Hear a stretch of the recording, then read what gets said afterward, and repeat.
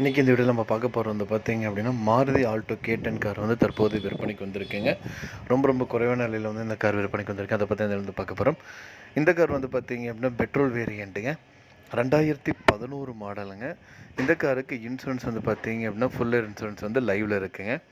மொத்தமே இந்த கார் வந்து பார்த்திங்கன்னா 57,000 கிலோமீட்டர் வரைக்கும் ஓடி இருக்குங்க.